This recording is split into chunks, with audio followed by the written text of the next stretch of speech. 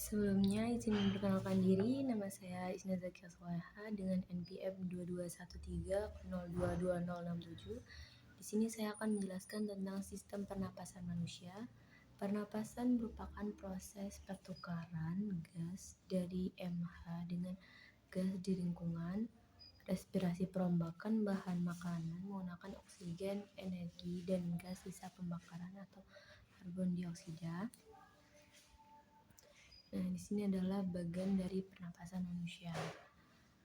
Jadi udara masuk melalui hidung dan melewati faring, lalu melewati laring dan memasuki trakea atau batang tenggorokan, lalu melewati bronkus atau cabang batang tenggorokan dan melewati bronkiolus atau cabang bronkus, lalu melalui paru masuk ke dalam paru-paru atau alveolus. Nah, di sini adalah beberapa fungsi dari sistem pernapasan manusia. Yang pertama, menghirup dan menghembuskan udara atau bernapas. Yang kedua, pertukaran gas antara paru-paru dan aliran darah. Di dalam paru-paru akan terjadi pertukaran antara oksigen dengan limbah karbon dioksida. Yang ketiga, pertukaran gas antara aliran darah dan jaringan di dalam tubuh. Aliran darah akan mengalirkan oksigen ke sel tubuh dan membuang limbah karbon dioksida.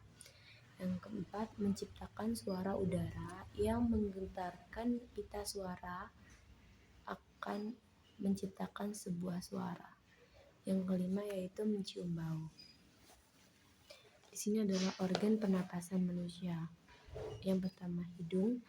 Di dalam hidung tuh dia sebagai gerbang utama kan, jadi sebagai gerbang keluar masuknya udara saat bernapas.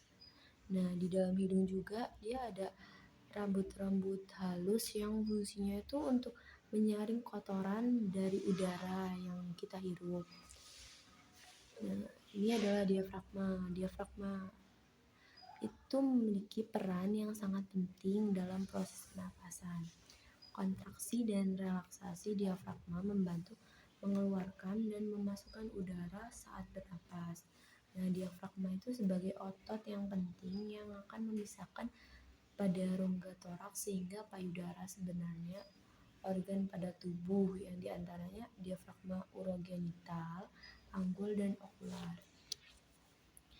Yang ini adalah alat pernapasan paru-paru. Nah, dia letaknya tuh di dalam rongga dada di atas diafragma tadi.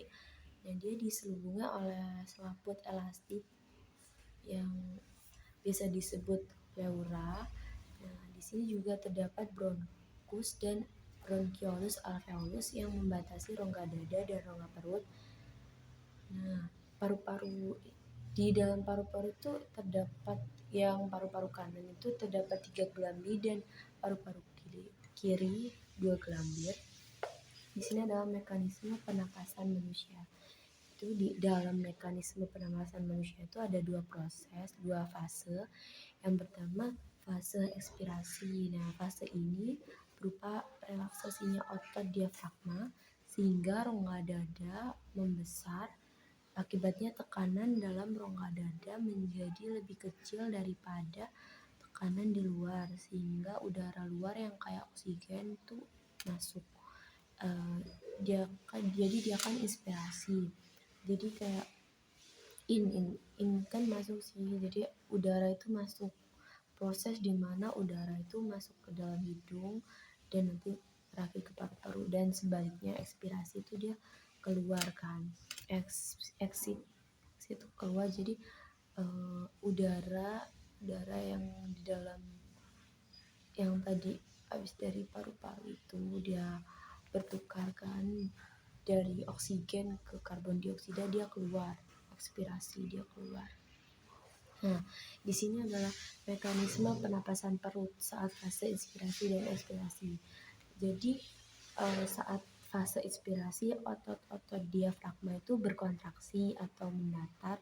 Nah, tulang rusuknya tuh dia terangkat dan rongga dadanya tuh dia membesar dan tekanan paru-parunya mengecil sehingga udara itu bisa masuk. Nah, yang kedua, fase ekspirasi dari pernapasan perut. Jadi di sini otot diafragma itu berelaksasi atau melengkung, nah, tulang rusuknya turun dan rongga dadanya mengecil, sehingga tekanan di paru-paru itu dia membesar dan udaranya tuh keluar. Nah, selanjutnya mekanisme pernapasan dada. Nah, di pernapasan dada ini saat fase inspirasi dia otot antara tulang rusuk berkontraksi dan tulang rusuknya tuh dia terangkat, sehingga rongga dadanya tuh membesar dan tekanan paru-parunya tuh dia mengecil. Akibatnya udaranya tuh bisa masuk. Kalau fase ekspirasi dia otot antar tulang rusuknya relaksasi, tulang rusuknya turun, rongga dadanya tuh dia mengecil, tekanan paru-parunya membesar dan udaranya tuh bisa keluar. Ini tadi ketinggalan, maaf. Alat pernapasan yang trachea, batang tenggorokan. Jadi dia tersusun dari cincin tulang rawan dan dia terletak di depan kerongkongan berbentuk pipa, dan bagian dalamnya itu licin kan, dia dilapisi oleh selaput lendir, dan yang terakhir tuh dia sel epitel silinder bersilia yang fungsinya menahan debu atau kotoran dalam udara agar tidak masuk ke dalam paru-paru. Nah, di sini adalah difusi gas O2 dan CO2 dalam paru-paru pada pernapasan.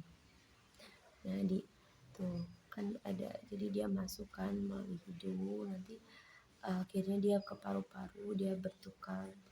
Nah, di paru-paru itu dia difusi gas O2 dan CO2 di alveolus.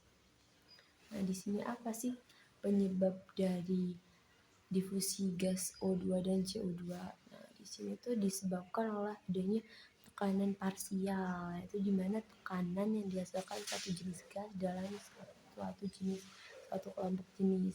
Nah, faktor-faktor lainnya yaitu gradien konsentrasi, suhu, dan jarak partikel. Divisi sendiri itu merupakan proses yang meluas dan sangat penting baik untuk sistem tak hidup maupun sistem kehidupan. Maksudnya gimana sih?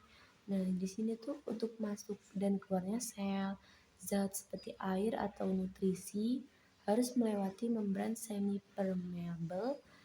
Nah, difusi itu adalah salah satu proses yang memungkinkan ini.